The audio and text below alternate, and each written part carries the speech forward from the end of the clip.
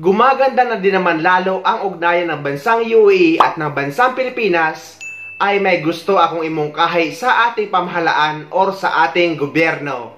Dahil naglabas ang DMW ng joint statement ng bansang United Arab Emirates at ng bansang Pilipinas na naglalayong pwedeng i-invest ng mga OFW dito sa UAE ang naiipon nilang end of service benefits kahit habang nagtatrabaho pa. Ilalagay ko yung nasabing joint statement sa description ng video na ito para mabasa nyo din.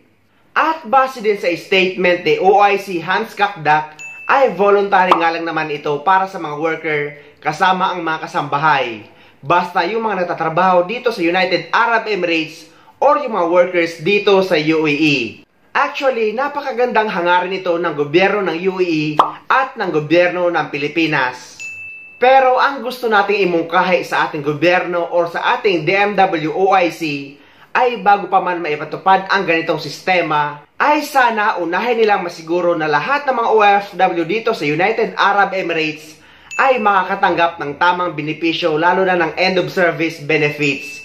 Yan muna sana ang unahin nilang siguraduhin or idulog sa UAE government.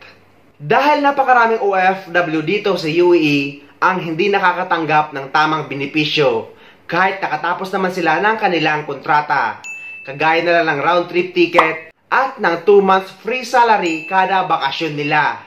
Ang nakalagay nga sa UAE labor law ay 30 days paid leave yearly ang pwede or entitled na maibigay sa mga OFW lalo na sa mga kasambahay. Pero mostly sa mga employer dito sa UAE ay kada 2 taon nila pinagbabakasyon ang kanilang mga kasambahay or mga household workers.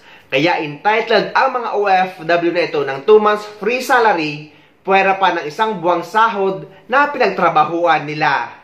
Pero marami sa mga OFW lalo na sa mga kasambahay or household workers ang mga kawawa dahil hindi naman lahat ng mga employer ay sumusunod dyan. Mungkahay natin sa ating gobyerno na sana mailagay sa kontrata or sa addendum agreement ang dapat makuha ng isang OFW lalo na yung mga household workers, yung mga benepisyo na dapat nilang makuha kada tapos ng kontrata.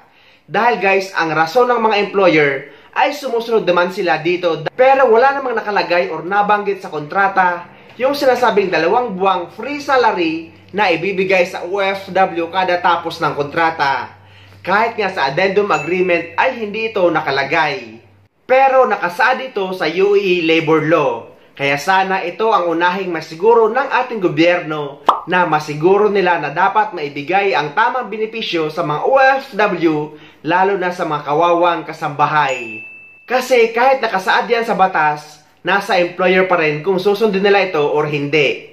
Pero hindi ko naman linalahat dahil ang employer namin ay sumusunod sa batas na yan at binibigay sa amin lahat ang tamang benepisyo kada uwi namin sa Pilipinas. Kaya nga guys, tumatagal kami dito sa employer namin. Malalaman nyo lang yung mga OFW na hindi nakakatanggap ng tamang benepisyo, lalo na yung mga OFW na nagugulat na may 2 months free salary pala na dapat matatanggap kada tapos ng kontrata or ng 2 taon. Dahil daw hindi naman sila binibigyan ng kanilang employer. Ang binibigay lang daw sa kanila is yung sahod nilang 1 buwan. Which is hindi yung kasama guys dahil pinagtrabahuan nyo yun. Iba pa yung 2 months free salary, 2 months vacation at round trip ticket na libre lahat at ang employer ang gagasto sa inyo. Sana marinig tayo ng ating gobyerno at ang video na ito ay mungkahi lamang.